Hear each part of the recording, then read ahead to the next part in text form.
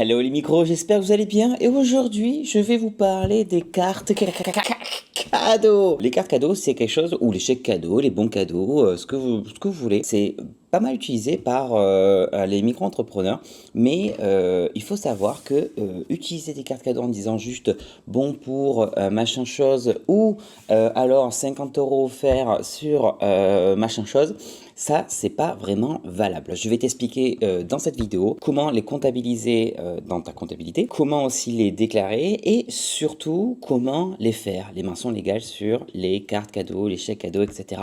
Allez, et c'est parti. Alors, qu'est-ce qu'il va falloir mettre dans la carte cadeau, chèque cadeau, quand vous allez en faire, parce que c'est hyper important de faire attention aux mentions légales. Donc je vais faire un peu la liste et expliquer le pourquoi du comment. Première chose, c'est le plus important, la valeur du bon d'achat ou du chèque cadeau. Ça c'est très important en disant, bah, tiens, c'est 20 €, 30 €, 100 €, etc. et tout. Parce que si tu ne mets pas de valeur, demain si tes prix augmentent, demain si, je sais pas, tu te dis ou double, triple tes prix et que la personne revient, bah, elle aura le droit de dire, bah, tiens, j'ai le droit, t'as pas précisé le prix, donc j'ai le droit, peu importe le montant de la prestation ou du produit. Deuxième chose, la durée de validité, jusqu'à quand la personne, ton client ou ta cliente a le droit d'utiliser ce chèque cadeau. Donc en général, en France, c'est 12 mois, mais tu peux mettre 6 mois, comme tu peux mettre 24 heures, comme tu peux mettre 2 heures, peu importe. Mais il faut quand même l'indiquer sur le chèque cadeau. En gros, tu indiques genre bon, valable en indiquant la date précise. Après, le plus important, ce sont les conditions d'utilisation. Donc, est-ce qu'il est cumulable avec d'autres bons cadeaux, chèques cadeaux? Est-ce qu'il est cumulable avec des remises que tu vas faire peut-être, je sais pas moi. Imaginons que tu as un e-commerce et que souvent tu fais des promos de 10%, 20% pour les soldes, peu importe. Est-ce que c'est cumulable ce bon avec ce genre de promo? Ça, il faut le préciser. Est-ce qu'il peut être utilisé en ligne ou en magasin ou en direct avec toi directement? Donc ça aussi, il faut le préciser. Et surtout, le plus important, c'est d'indiquer si c'est valable sur la prestation de service ou tel ou tel produit. Je prends un exemple, si demain tu marques bon cadeau de, je sais pas moi, 50 €, valable sur 12 mois, etc. et tout, ben en fait la personne peut l'utiliser pour n'importe quoi. Il faut que tu précises, est-ce que c'est pour les produits que tu vends, pour les prestations de service que tu proposes, etc. Est-ce que c'est pour, je sais pas moi, tel type de massage? Est-ce que c'est pour tel type de prestation? Je vais prendre un exemple avec mon activité.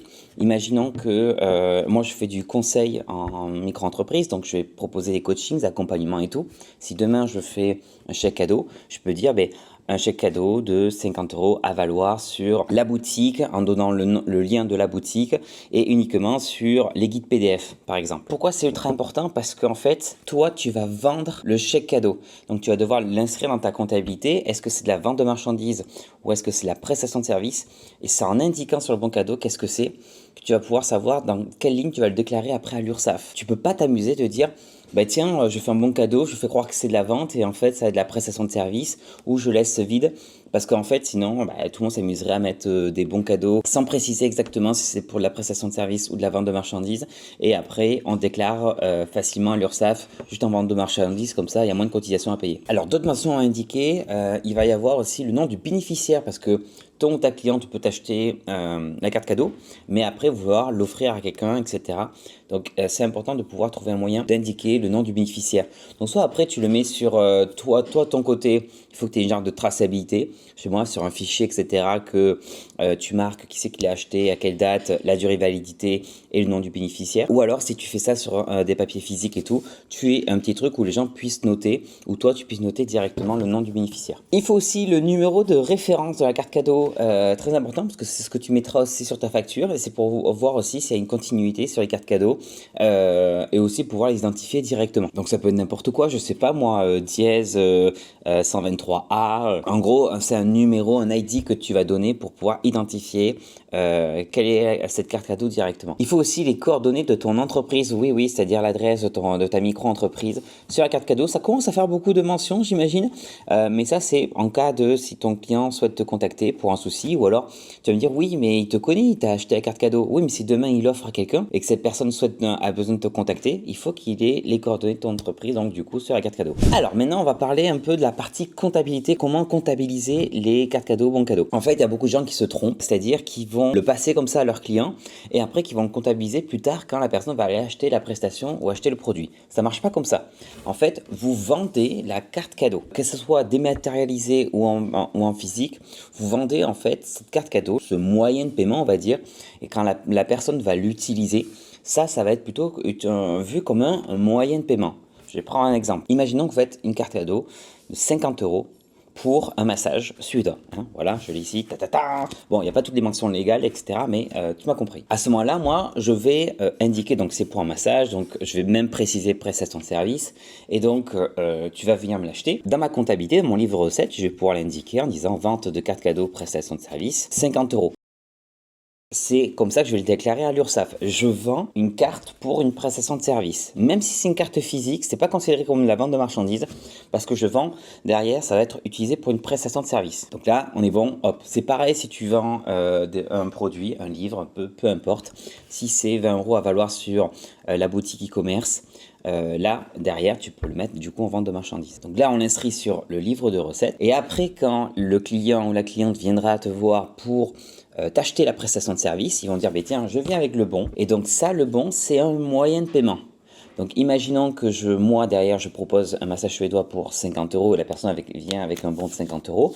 C'est bien, je fais une facture, parce qu'il va y avoir une facture à la vente de la carte cadeau et une facture à la vente directement de la prestation. Je fais ma facture, je marque moyen de paiement déjà payé avec la carte cadeau, je mets la référence de la carte cadeau utilisée.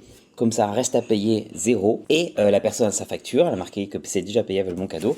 Et comme ça, on est plutôt bon. Et là, j'ai pas l'indiqué directement dans le livre de recettes parce que là, j'ai pas reçu de sous en tant que soi. En fait, ces sous-là, ça avait déjà été payé juste avant. Donc, j'ai pas à rajouter en disant que j'ai eu 50 € de la part de la personne. Ok ? Tu peux indiquer sur ton livre de recettes prestation de service. Tu peux mettre 0 € pour préciser que c'est une carte cadeau. Peu importe, comme ça, tu l'as sur ta comptabilité. Mais en fait, tu rajoutes pas 50 € dans ta compta. Par contre, si ton massage il était par exemple à 100 € et que la personne vient avec un bon de 50 €, il va devoir rajouter 50 € et c'est ça que tu vas ajouter sur ton livre de recettes. Tu vas mettre prestation de service sur le montant d'encaissement 50 € parce que la personne aura dû utiliser un bon de 50 €, il manque 50 € à payer. Et donc du coup, là c'est du chiffre d'affaires qui rentre. Alors je me posais la question si ton client souhaite se faire rembourser la carte cadeau. Et ça, j'ai consulté une juriste pour ça. Je fais petit coucou à Maïva Diogo de la juriste 2.0 et du coup on rentre un peu sur le sujet. En gros, s'il reste de l'argent sur la carte cadeau, tu n'as pas d'obligation de rembourser l'acheteur, ton client directement. Peu importe si c'est en cours de validité ou pas, c'est-à-dire que si la personne est encore dans sa période de validité du carte cadeau et qu'il en reste encore des sous à l'intérieur, tu n'as pas l'obligation de rembourser la personne. Bien sûr, s'il a dépassé la durée de validité, non plus, tu n'as pas l'obligation de rembourser la personne. Le seul petit hic, c'est si la personne a acheté la carte cadeau, elle a 14 jours pour revenir en arrière, se rétracter, pour dire en fait je souhaite me faire rembourser la carte cadeau. Et comme j'aime bien faire les choses correctement, je te mets un petit modèle de carte cadeau, voilà, qui est la plus complète possible. Alors bien sûr, elle est pas valable exactement directement, celle-ci, mais au moins je te montre toutes les mentions que tu dois mettre sur cette carte cadeau. Et bien écoute, j'espère que ça t'a plu, cette petite vidéo. Si tu as des questions, n'hésite pas à les poser en commentaire. J'ai fait un article complet qui va encore plus loin sur le sujet avec des questions fréquentes qui reviennent le plus souvent. Donc n'hésite pas à le consulter, il est directement en lien en description. Je te dis à très bientôt pour une nouvelle vidéo sur le micro. Salut! Mais avant tout, je vais croquer dans mon muffin. Ah, ça va. Cette carte cadeau, carte cadeau.